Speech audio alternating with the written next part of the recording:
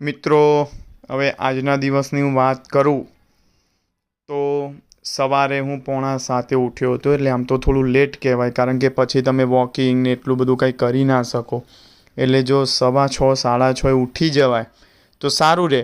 પરંતુ ઊંઘ પૂરી ન થઈ હોય, કારણ કે રાત્રે થોડું જાગવાનું થયું હોય, એવું કાંઈ થયું હોય, ઉજાગરો થયો હોય, તો પછી લેટ ઉઠો તો એમાં કાંઈ વાંધો પણ નથી.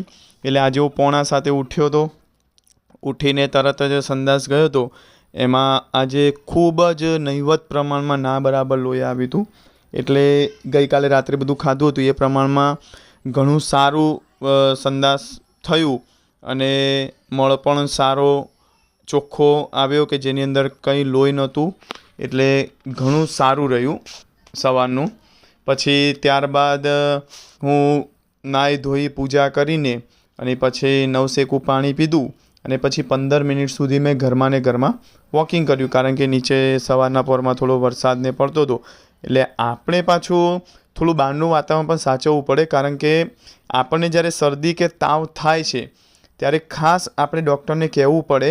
ધારો કે દવા લેવા જઈએ ત્યારે કે મને અલ્સરેટિવ કોલાઇટિસનો રોગ છે, કારણ કે એની દવા થોડી અલગ આપે ડૉક્ટર, કે જેથી તેને આપણા ચાંદા ઉપર કોઈ આડઅસર ન થાય. એટલે આ વરસાદના લીધે હું નીચે ચાલવા નથી જતો, કારણ કે ખોટું શરદી કે તાવ કે એવું કંઈ થઈ જાય અને ખોટી આપણે બીજી દવા લેવી. એટલે ઘરમાં ને ઘરમાં 15 મિનિટ હું ચાલ્યો અને ત્યારબાદ મેં નાસ્તો કર્યો. એમાં આજે મેં આલુ પરોઠા, ખીચડી અને છાશ, કે જે અલ્સરમાં સૌથી સારામાં સારું છે. આમ તો બટાકા એક ટાઈમ ખાઈએ તો વાંધો નથી, એવું મારા મત મુજબ છે ને અત્યારે હું એવું કરું છું. એટલે મેં સવારે આ રીતે હળવો ખોરાક લીધો ને ત્યારબાદ ડૉક્ટરની સલાહ મુજબ મેં દવા લીધી, કે જે એલોપેથિક હોય, એટલે કે જે ડૉક્ટરે જે ફટાફટ અમુક થોડી સ્ટીરોઇડની દવા આપી છે કે જેનાથી ચાંદુ ફટાફટ સુકાઈ જાય અને આપણે ખાવાની તો જે છરી પાડવાની છે તો પાડવાની જ છે. એમ પછી આ રીતે આગળ પછી જોઈએ તો ત્યારબાદ મેં 11 વાગે મેં સવાર અને બપોર એ બેના વચ્ચે જમવાનું, એટલે કે ભાખરી અને ગોળ મેં ખાધા હતા. અને 11 વાગ્યા સુધીમાં મેં 1.5 લીટર પાણી પી લીધું હતું, કે જેનાથી પેશાબ પણ સારો થતો હતો અને પેટ એકદમ ફોરું રહેતું હતું. એટલે એ પણ મારા માટે ઘણું સારું રહ્યું. ત્યારબાદ હું બપોરે જમવા આવ્યો ઘરે કામ પરથી અને મેં તુરિયાનું શાક, કોબીજનું શાક, બટાકા કારેલા, રોટલી, છાશ ને મેં એવું જમ્યો. એટલે જે કોબીજનું શાક છે ને આમ તો ઓછું ખાવું જોઈએ, કારણ કે એટલે ઓછું જ સારું રહે એમ પેટ માટે. અને બીજું હતું કે બટાકા કારેલાનું શાક, એ પણ થોડું સારું રહે. અને સારામાં સારું છે તુરિયાનું શાક, એટલે મેં તુરિયાનું શાક ખાધું હતું.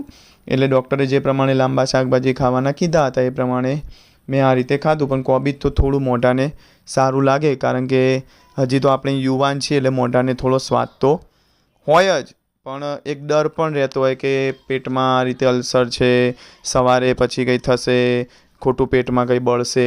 એટલે આપણે થોડા પ્રમાણમાં કોબીજનું શાક અને બટાકા કારેલાનું શાક લીધું હતું, અને સાથે ઘી અને ગોળ, એમાં ઘીનું પ્રમાણ થોડું વધારે, જેથી કોળીઓ એકદમ સ્મૂથ બને અને આપણા પેટની અંદર શાંતિથી જાય, કે જેથી એને સરળતા રહે.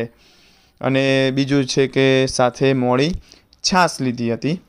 અને ડૉક્ટરે એમ પણ કીધું છે કે તમારે પાણી તો રોજનું 3-3.5 લીટર પીવાનું, એ તો પીધું જ.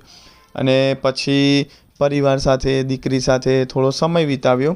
અને પછી મેં એક થોડું વાંચ્યું, કે કેટલું 2-1 મિનિટ આમ મોબાઈલ હું વાપરતો હતો. એમાં અલ્સરમાં એવું હોય કે તમારે કોઈ દિવસ ટેન્શન નહીં લેવાનું.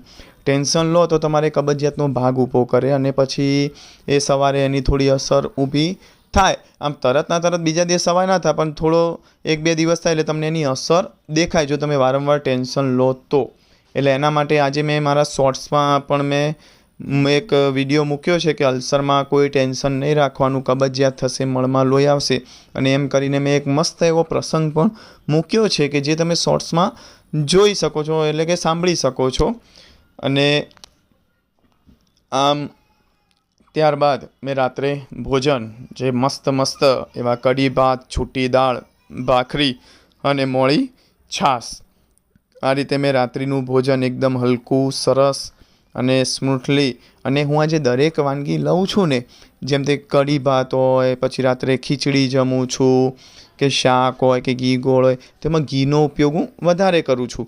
અને રાત્રે પાછું આજે મેં માખણ પણ લીધું હતું, અને માખણ પણ મારા માટે સારું છે, એટલે તમે પણ લઈ શકો છો જો ડૉક્ટરની સલાહ હોય અને જો તમારે પેટમાં એ રીતે અનુકૂળ આવતું હોય તો. અને આ જે ખોરાક છે ને, એવું નહીં કે અલ્સરેટિવ કોલાઇટિસ માટે એ તો છે જ, ના નથી, પણ જે કાયમી વ્યક્તિ છે કે જેને કોઈ રોગ નથી, એ પણ જો વ્યક્તિ આખો દિવસ આ રીતે મેંદાવાળું, તીખું, મસાલાવાળું ખાય તો એને પણ તકલીફ થાય. એના કરતાં રાત્રે તો ખાસ આ રીતે હલકો ખોરાક ખાઈએ તો સારું રહે, કારણ કે પચવામાં પણ સરળતા રહે. એટલે આપણે તો અત્યારે આપણું જોઈએ તો અલ્સર માટે તો આપણે આ જ બેસ્ટ છે. ભલે મોઢાને થોડું સહન કરવું પડે કે નવી નવી આઈટમો આપણને ભાવતી હોય, આમ છે ને આમ છે ને, પરંતુ અત્યારે આપણે લાઈફ માટેનું સાચવવું હોય તો આ રીતે 1-1.5 મહિના 2 મહિના સુધી આપણે એકદમ આવો સાદો ખોરાક લઈએ, અને સાથે આપણે જે એલોપેથિક દવા ચાલુ હોય એટલે એ દવાથી ચાંદુ સુકાય, અને આપણે ભોજનમાં કોઈ એવું મસાલાનું ના ખાઈએ તો ચાંદા ઉપર એવું કોઈ મરચું અડે કે પાછી રૂજનું ઉખડી જાય એવો કંઈ ભાગ ના બને, એટલે ચાંદુ પણ એકદમ કમ્પ્લીટ થઈ જાય. અને આ રીતે 1.5-2 મહિના સુધી થોડું સારું એમાં થઈ જાય છે, અને પછી આગળ ડૉક્ટરની સલાહ મુજબ દવા લેવાની હોય છે. પરંતુ ખાસ મુખ્યત્વે એ આપણે ખાવાનું ખૂબ જ ધ્યાન રાખવું પડે. એટલે આ રીતે મેં જમીને પછી 5 મિનિટ નીચે પગ વાળીને બેઠો, અને પછી મેં દવા લીધી, અને થોડી વાર હું હવે ચાલીશ, એટલે અડધો 1 કલાક ઘરમાં જ ચાલીશ, કારણ કે અત્યારે તો વરસાદ પડે છે. અને આ રીતે ઘરમાં ચાલીને પછી હું ફટાફટ સૂઈ જઈશ, એટલે 6-7 કલાકની ઊંઘ પૂરી થાય તો એ પેટ માટે સારું કહેવાય. અને ખાસ છે કે પાણી પીતા રહેવું, કારણ કે પાણી પીએ એટલે પેશાબ પણ સારો થાય, એટલે પેટ આપણું એકદમ હળવું થઈ જાય છે. ગુડ નાઇટ મિત્રો, કાલે સવારે મળીએ.